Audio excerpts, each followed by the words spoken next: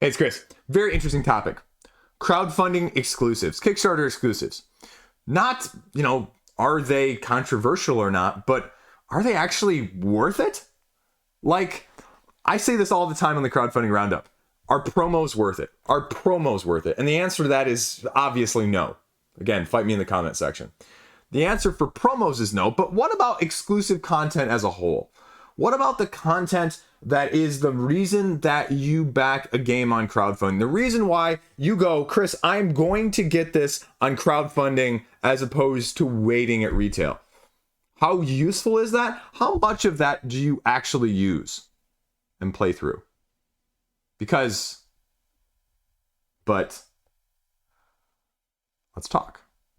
So let's put this aside, because I think it was spawned from a Reddit thread where people were like, these deluxeifications. I'm not talking about deluxeifications, folks. I'm talking about gameplay content.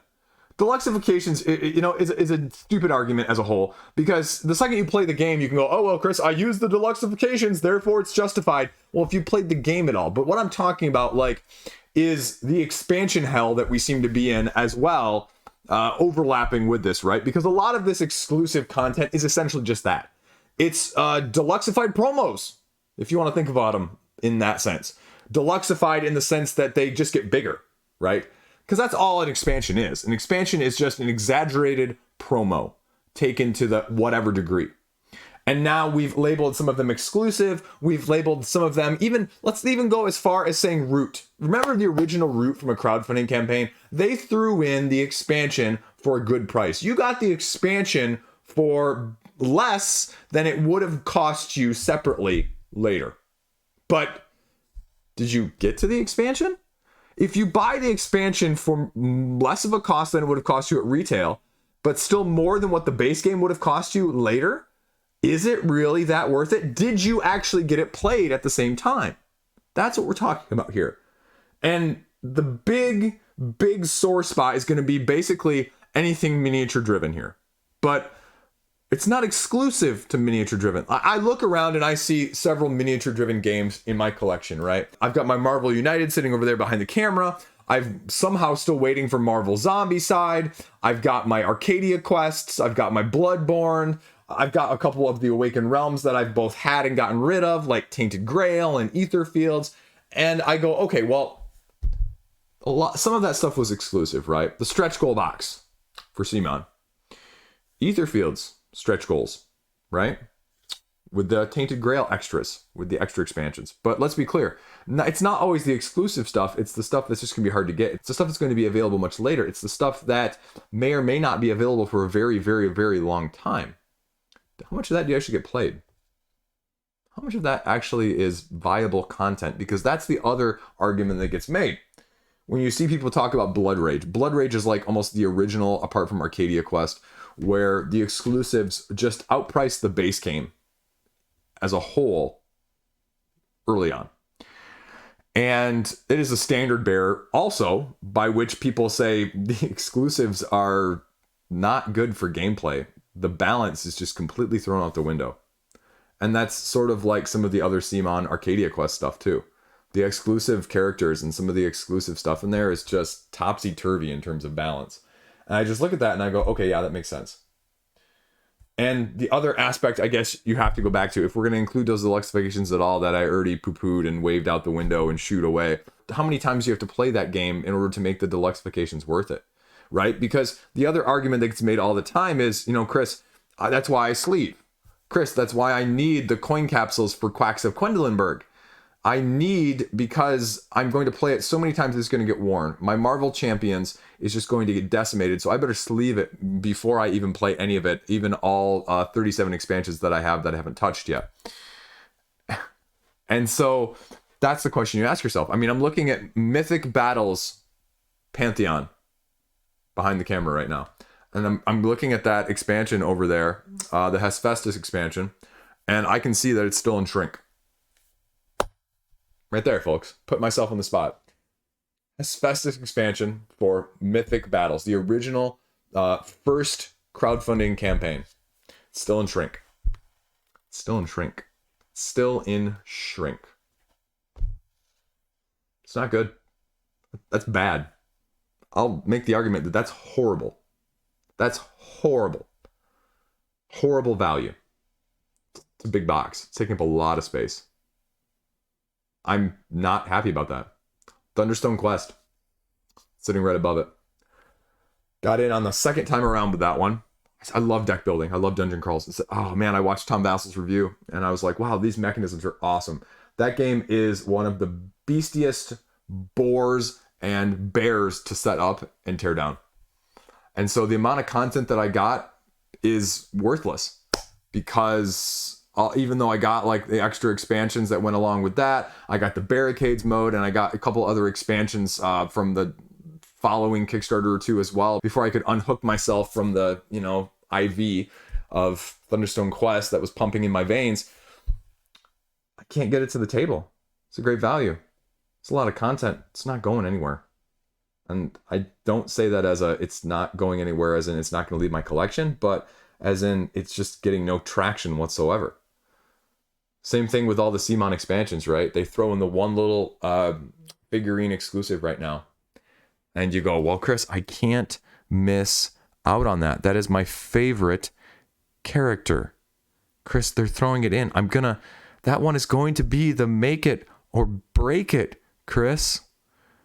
That Dead of Winter Felicia Day promo I'm simping for, that costs twice as much as the base game nowadays. I need that, Chris, because what are the chances you're actually going to pull that from the character deck to actually play with, though, for a second? The math is horrible on that, by the way. But that's what we're talking about here.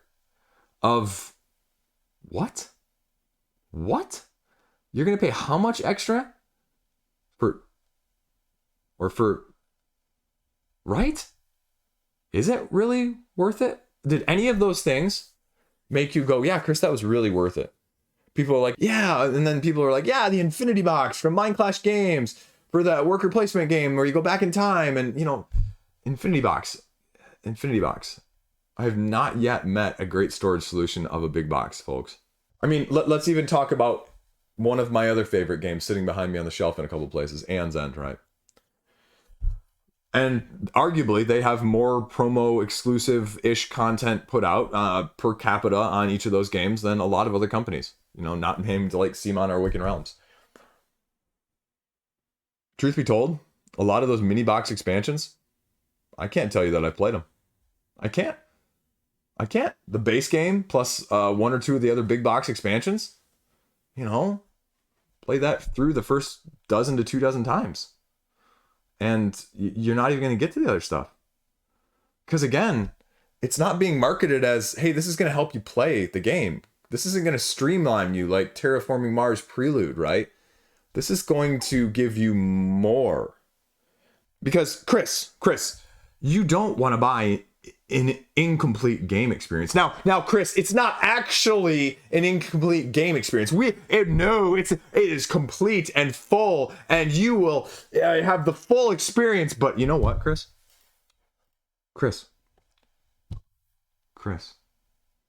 you're gonna get such a more immersive and full gaming experience if you have all of this other little stuff as well.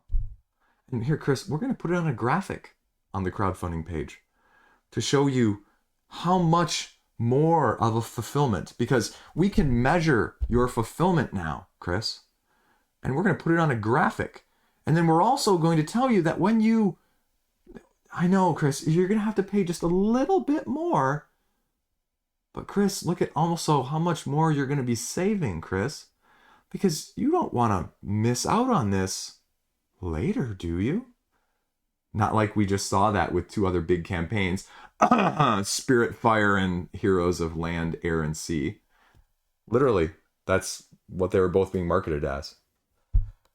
Does that, when you step back and when you say it like that, does that make you feel really good about some of your purchases? Does that make you go, yeah, you know what? I really do need all those things, Chris. Yeah, Chris, I really played through all of those expansions. Chris, I got through all of that content. Chris, I have played through Frosthaven twice. And that just ultimately has to lead me to the conclusion that I'm slowly getting to over time. And I'm trying to talk myself into more and more, as hard as it is on a daily basis, right? On crowdfunding, expansions are not worth it whatsoever in any way, shape, or form. None. As I just said with the Nemesis Retaliation, don't back it video, right? When was the last time, and I just saw this also on Reddit the other day, someone was asking for recommendations about Nemesis, about what to buy. I have never seen a Nemesis thread where people are wholeheartedly endorsing any amount of the expansion content, right? They're saying, hey, the base game is the best, and sort of if you want the aftermath stuff, not really for all of it, but for like a couple of characters, yeah, go get it. Folks, that is one of the most well thought of, most well funded series on crowdfunding of all time, barring like, unless you include all the zombie sides together, right? And people still say, you know what? You know what, Chris? You go and you buy just the base game at retail and you will almost have the exact same experience, nearly 98% of the same experience as someone else. And guess what? You'll save a bunch of money because you don't buy more to save more. Now, yeah, I mean, there are going to be exceptions to this, folks. I'm not going to pretend there aren't. Some of the Arcadia Quest stuff that I mentioned, some of the Marvel Zombie side stuff that I mentioned, some of the Marvel United stuff that I mentioned, you know, those are going to be exceptions. But let's focus on the main point of this in the first place. The main point of this is not to pick and choose the exceptions that fit your own personal preference or that fit, you know, Chris, you're wrong because I clearly have this game that was an example for me. But let's talk about in general. Again, I mean, I can barely look around this room in the shelf there, the shelf there, the shelf there, and the shelf here of something that doesn't immediately catch my eye. You know, the stuff that catches my eye is not the stuff that I go, oh yeah, that one I completely threw. Oh yeah, that one I completely. No, something that catches my eye very easily every single time is the stuff that I go, that was a bad idea. Oh, didn't need nearly that much of that one. Oh, didn't need nearly much of that one. Didn't need much of that one. Right? Those catch my eye a whole lot easier because you know what? There's a lot more of them too. And that's why they catch my eye a lot easier. And I guarantee if you're anything at all like me, you can probably do the same thing in your collection. Just saying. So, end point, end rant. Take a very, very, very, very heavy look in the mirror if you are backing anything other than a base game on crowdfunding. And again, then that leads you to the whole, if I'm only backing the base game, Chris, should I be backing it in general? Because as we've said with many of campaign, base game, it's your best deal, but it's also not guaranteed to be less on crowdfunding when you include the shipping. So then maybe you just do wait for retail. Obviously, caveat aside of supporting small indie publishers and that sort of thing too. Shouldn't need to say that, but otherwise I'll have people in the comment section going, but Chris, if I don't support them, they're not going to... I know. But we're talking big picture here, not minutia edge cases as well. So anyway, there you go. Rant over. Food for thought. Is it really that content-wise worth it? Jury's out, but jury's not looking, you know, it's more looking like right now. There you go. Stay classy. Great freaking day.